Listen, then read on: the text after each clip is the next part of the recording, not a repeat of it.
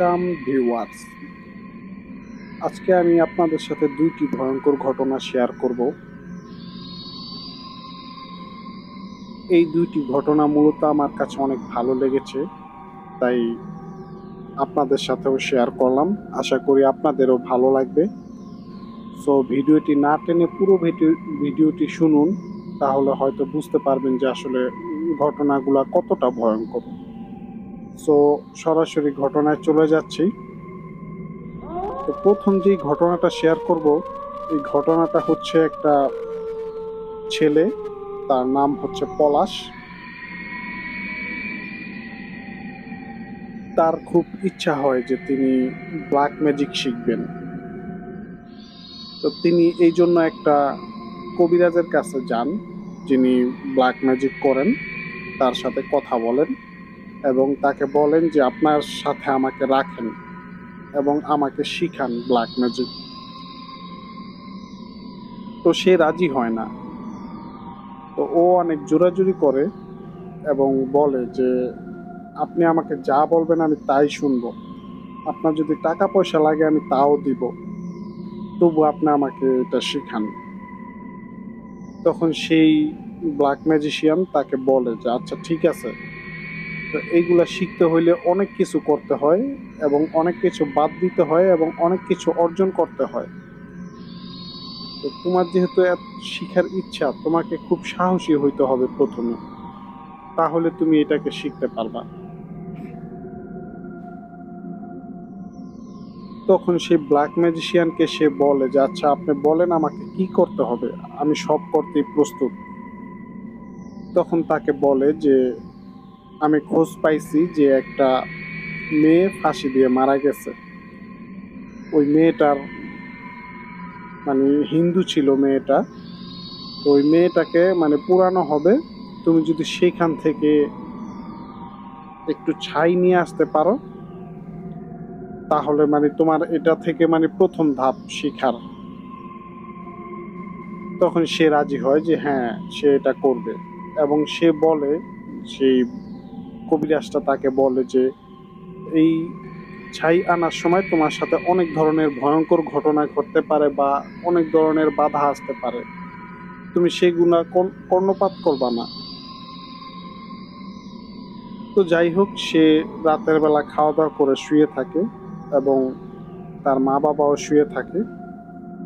তো যখন দেখেন যে তার মা বাবা ঘুমায় গেছে, ঠিক ওরকম সময় তিনি একটা ব্যাগ নিয়ে ঘর থেকে বের হয়ে যান সেই ছাই আনার জন্য। পরবর্তীতে তিনি সেই শ্মশানে যেয়ে পৌঁছান। তো শ্মশানের গেট দিয়ে যখন ঢুকবেন, ঠিক তখন তিনি দেখতে পান যে একটা লোক সাদা জুব্বা পরা, সে দাঁড়ায় আছে এবং তাকে ডাকে যে বাবা তুমি কোথায় যেতেছো। তখন সে বলে যে না আমি আসছি এখানে এমনি একটু ঘুরতে। তখন সেই লোকটা বলে যে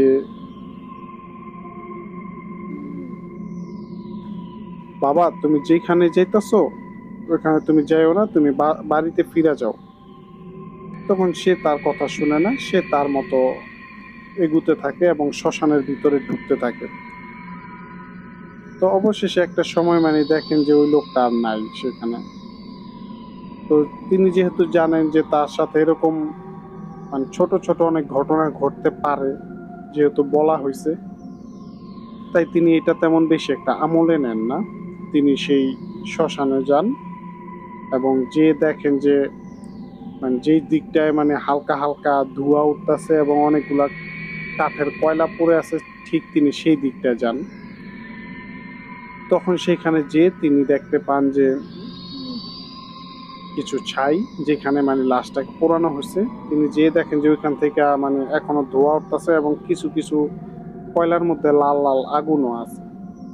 তো তিনি বুঝতে পারেন যে এই সেই জায়গা যেখানে লাশ পোড়ানো হয়েছে। তখন তিনি সেইখান থেকে একটু ছাই তার ব্যাগের মধ্যে ভরেন, তারপর তিনি মানে বের হইতে যাবেন। তো যখনই তিনি বের হইতে যাবেন, ঠিক তখনই তিনি মানে একটা কান্নার শব্দ শুনতে পান। এবং তবে আরেকটা খুব বিষয় হচ্ছে যে ওই মন্দিরে কিন্তু একটা কালী মন্দির ছিল, ছোট একটা কালী মন্দির ছিল, কালী ঠাকুর। তো সেখান থেকে কান্নার শব্দটা আসতেছে। তখন তিনি একটু সেদিকে যান যে আসলে কে কাঁদে একটু দেখার জন্য। তো তিনি তখন মানে মন্দিরের বাইরে থেকে দেখেন যে ভেতরে একটা মেয়ে মানে অন্যদিকে ফিরে বসা, মন্দিরের ভিতরে পেছন দিকটা দেখা যায় বসে বসে কান্না করতেছে।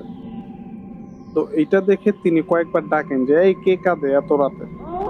তিনি ডাকার চেষ্টা করেন, কিন্তু সেখান থেকে কোনো ধরনের রেসপন্স আসে না। তখন তিনি এক কাজ করেন যে তিনি জুতা বাইরে রেখে জুতা খুলে মন্দিরের ভিতরেই সরাসরি ঢোকেন যে আসলে দেখার জন্য কে কাঁদে। তো তিনি পেছনে যেয়ে মানে কয়েকবার বলেন যে আসলে কে আপনি, কে কান্না করতেছেন। তো সে কিছু বলে না। অবশেষে সে তার আরো কাছে যায় এবং জিজ্ঞেস করে, তখন সে মানে তার দিকে ঘুরে তাকায়। তো তিনি দেখেন যে একটা মেয়ে, যার মানে চোখগুলা একদম সাদা, মানে দেখে মনে হইতাছে যে এটা মানে চোখগুলা ফ্যাকাশে থাকে না, যেমন অনেক দিন যাবৎ মৃত একটা মানুষের যেরকম সেম ওরকম মানে দেখতে। চোখগুলা সাদা, মানে সারা শরীরে কেমন যেন ফ্যাকাশে, মানে কোনো রক্ত নাই শরীরে এরকম মনে হইতাছে। সে মানে তার দিকে ঘুরে তাকে বলতে থাকে যে তুই যেখান থেকে ছাই নিছস তুই সেখানে রেখে যা, নাইলে তোর ভালো হবে না। তো এটা শুনে মানে সে পলাশ সেখান থেকে একটা দৌড় দিয়া সেই জুতা ওইখানে রেখেই তিনি এক দৌড়ে বের হয়ে যান। এবং তিনি যখন দৌড়াইতেছিলেন মানে তার পেছন থেকে মানে তিনি শুনতে পারতাছিলেন যে তাকে চিৎকার করে বলতাছে যে ছাইগুলা রেখে যা, নাইলে তোর ভালো হবে না।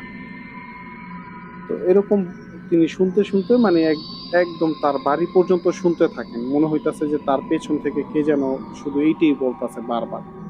তো তিনি এক দৌড়ে তার বাড়িতে যেয়ে উঠানে পড়ে যান এবং অজ্ঞান হয়ে যান চিৎকার দিয়ে। তো পরবর্তীতে তার মা বাবা সেই চিৎকার শুনে বাইরে বের হয়ে আসে এবং তাকে সেখান থেকে উদ্ধার করে।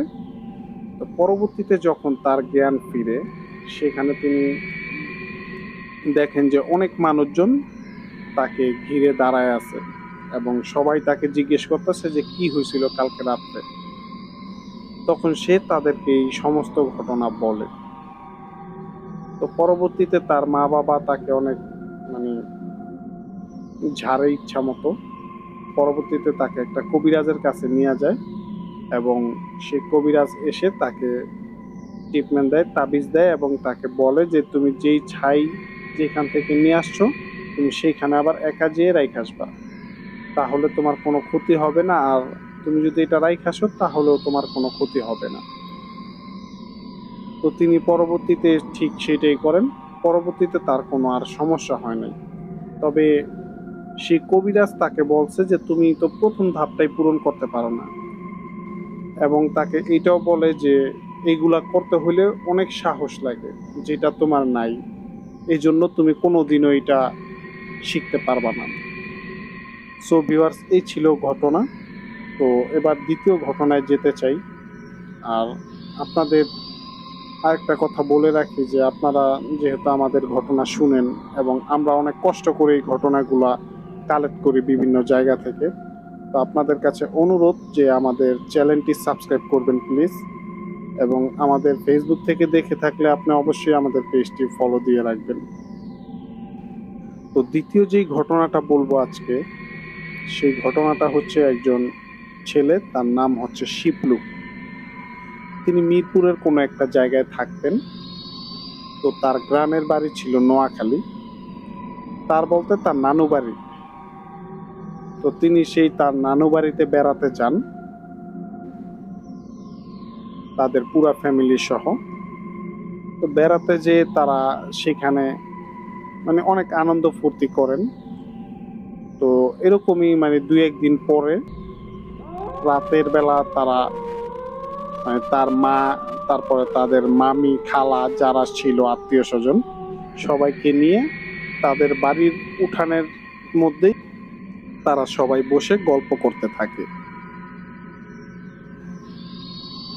তো এরকম গল্পের ছলে যে কখন যে রাত্র 2টা বেজে গেছে এটা মানে কেউ বলতে পারে না। তো হঠাৎ করে তারা দেখে যে রাত 2টা বেজে গেছে এবং তারা সবাই বলতে থাকে যে চলো এবার উঠি, ঘরে যাই। শুয়ে পড়ি। কিন্তু তখনই চলে যায় কারেন্ট। তো কারেন্টটা চলে যাওয়ার পরে তারা মানে মামিরা বলে যে এখন তো কারেন্ট চলে গেছে, তো এই গরমের মধ্যে ঘরে গিয়ে আর কি করব, তো আমরা এইখানেই বসে গল্প করি। তো তারা মানে আরো কিছুক্ষণ বসে। তো সেই শিপলু সে তার কাজিনদের নিয়ে মানে বাড়ি থেকে বের হয়। তো তাদের বাড়ি থেকে যে রাস্তাটার পাশে তাদের বাড়ি, তো রাস্তাটার অপর পাশে একটা স্কুল ছিল। আর সেই স্কুলের ভিতরের দিকে একটা রাস্তা ছিল যাওয়ার। সেই রাস্তাটার পাশেই একটা মানে জায়গা ছিল যেখানে কিছু গাছগাছরা আছে, মানে একটা ছাড়া বাড়ির মতো, যেখানে মানে কখনো কোনো একটা সময় বাড়ি ছিল, মানুষজন ছিল, এরকম বোঝা যায়, মানে এখন নাই। আর ওই বাড়িটার মধ্যেই দুইটা বাথরুম ছিল, যেগুলা মানে আরেক পাশে। তো অনেকের মানে লোক মুখে শোনা যায় যে ওই বাথরুমগুলা নাকি খুবই খারাপ, এমনকি সেইখান থেকে নাকি ওই স্কুলেরই দুইটা ছেলের লাশ পাওয়া গেছে। যেমন মানে একসাথে না, মানে একটা ছেলের পাওয়া গেছে, আবার অনেক দিন পরে মানে অন্য একটা সময় আরেকটা ছেলের পাওয়া গেছে। তো এই কথাগুলা মানে সেই কাজিনরা শিপলুকে বলে। তখন শিপলু বলে যে চল তো দেখে আসি সেই বাথরুমগুলা কোথায়, মানে ওরা যেতে চায় না, তারপরে বলে যে ভয় পাওয়ার কিছু নেই, চল যাই আমরা একসাথে, একসাথে থাকলে ভয়ের কিছু নেই। তো তারা সেখানে যায় এবং সেখানে দাঁড়ায় দাঁড়ায় বলে যে কই কিছুই তো নাই এখানে, কি কিছুই তো দেখা যায় না। তো যাই হোক, এরকম কথাবার্তা বলে তারা আবার যখন কারেন্ট চলে আসে ঘরে চলে আসে তারা। তো খাওয়া দাওয়া করে শুয়ে থাকে। তো শিপলু ছিল মানে সামনের বারান্দায়। তো সামনের বারান্দায় যখন শুয়েছিল তখন মানে হঠাৎ তিনি রাত্রে কে যেন তাকে ডাকতেছে এরকম একটা শব্দ তিনি পান। তো তিনি শব্দ পেয়ে উঠে দরজা খুলেন। তো দরজা খুলে দেখেন যে 7-8 বছরের একটা ছেলে তাকে ডাকতেছে। সে তখন বের হয় এবং বলে যে তুমি কে। তখন সে বলে যে আমি এখানে থাকি, তুমি আমাকে চিনবা না, আমি তোমাকে চিনি। এবং বলে যে আসো দেখা যাও একটা জিনিস। তো কি জিনিস?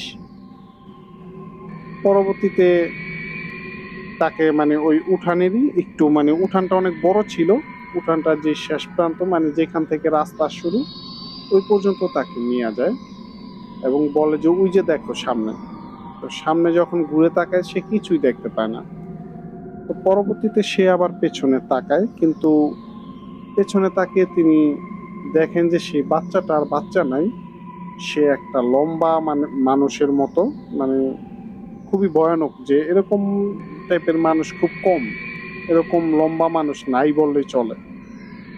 তো সে দেখে মানে অবাক হয়ে যায় যে, আর দেখে যে সে মানে খুব ভয়ঙ্কর দৃষ্টিতে তার দিকে তাকায় আছে, চোখগুলা বড় বড় করে।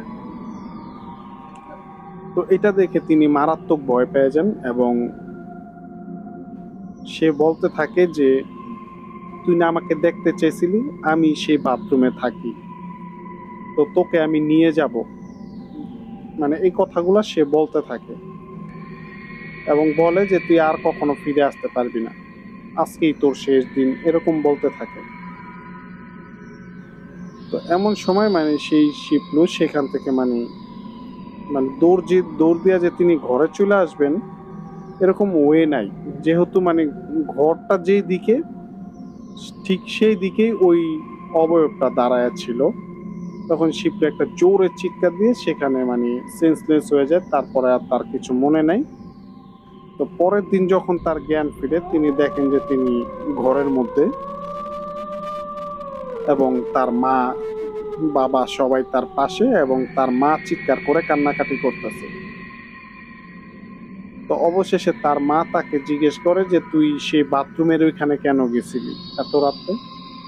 অথচ শিপলু বলতেছিল যে তার স্পষ্ট মনে আছে যে তিনি যখন সেন্সলেস হয়ে যান তিনি তখনও তাদের উঠানে ছিলেন, কিন্তু তার মা বাবা নাকি তাকে উদ্ধার করছে সেই বাথরুমের কাছ থেকে, যেখানে যেতে হলে তার রাস্তা পার হয়ে সেই স্কুলটার পাশ দিয়ে একটু সামনের দিকে এগিয়ে তারপরে যেতে হয়। তো তিনি এরকমই ভয়ের কথাগুলো বলতে থাকেন যে তার সাথে যে যে ঘটনাগুলো ঘটছে সমস্ত ঘটনা বলেন। তো পরবর্তীতে একজন মুরব্বী লোককে আনা হয়, তিনি এসে তাকে ঝাড়ফুঁক করে দেয় এবং তিনি এসে মানে প্রথম দেখান যে তার হাতে 3টা মানে নখের দাগ আছে, মোটা মোটা 3টা নখের দাগ, যেখান থেকে মানে রক্ত জমা হয়ে আছে। এবং সে বলে যে ওকে মানে নিয়ে যাইব ওই জিনিসটা। আর এই 3টা দাগ দেওয়ার কারণ হচ্ছে এর আগে 2জন নাকি এখানে মারা গেছে এবং ওকে নিয়ে নাকি 3জন হবে, এই জন্য এই দাগগুলা দেওয়া হয়েছে। তখন সেই কবিরাজটা তাকে তাবিজ দেয়, পানি পড়া দেয়, তখন সে থাকে। কিন্তু তখন তিনি যে কদিন সেখানে ছিলেন প্রতিদিন রাতে কে যেন তাকে ডাকতো, তার নাম ধরে ডাকতো। এবং তিনি মানে এরকম হয়ে যায় যে মানে তিনি ঘরের মধ্যেও ভয় পান। তো এমনও হয়েছে যে তিনি ঘুমায় আছেন, যে তিনি দেখেন যে সেই যে বাচ্চাটা তাকে প্রথম ডেকে বাইরে নিয়েছিল ওই বাচ্চাটা তার ঘরের মধ্যে আসছে এবং ঘরের মধ্যে দাঁড়ায় তাকে ডাকতেছে। তো এরকমই একদিন সেই বাচ্চাটা মানে তার ঘরের মধ্যে আইসা তাকে ডাকে, কিন্তু সে সেখানে চুপচাপ শুয়ে থাকে। তখন তিনি দেখতে পান যে সে বাচ্চাটা মানে আইসা তার বুকের উপরে বসছে, বইসা তার গলার মধ্যে একটা চাপ দেয়। তো তিনি মানে সেখান থেকে অনেক ছটফট করতেছিলেন ছোটার জন্য, কিন্তু কোনোভাবে তিনি ছুটতে পারতেছিলেন না। তো পরবর্তীতে তার মা যখন ঘুমাইছিল, তার তার মায়ের হাত যখন তার উপরে পড়ে, ঠিক তখনই মানে ওই অবয়বটা ভ্যানিশ হয়ে যায় এবং তিনি তাকে আর দেখতে পান না। সাথে সাথে তিনি আবার চিৎকার দিয়ে ওঠেন। তো পরবর্তীতে তার সেই মুরব্বী লোকটাকে আবারও আনা হয়, তিনি এসে আবারও তাকে ঝাড়ফুঁক করে দেন আর বলেন যে আপনারা এখানে থাকেন না, এখানে থাকলে আপনি নিশ্চিত ওকে হারাইতে হবে। সেই শিবলুর মা বাবাকে বলা হয় যে আপনারা যত দ্রুত পারেন এখান থেকে চলে যান, কমপক্ষে আপনারা 5 বছরের আগে আর আসবেন না। 5 বছর যখন পার হইব তারপরে আপনারা এখানে আসবেন, এর আগে আপনারা কখনোই এখানে আসবেন না।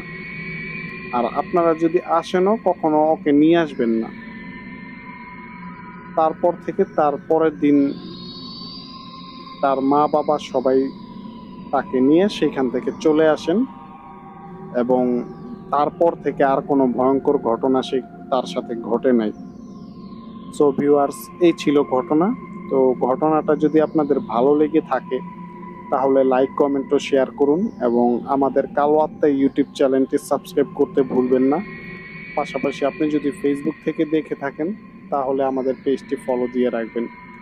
সো ধন্যবাদ ভিডিওটি শেষ পর্যন্ত দেখার জন্য।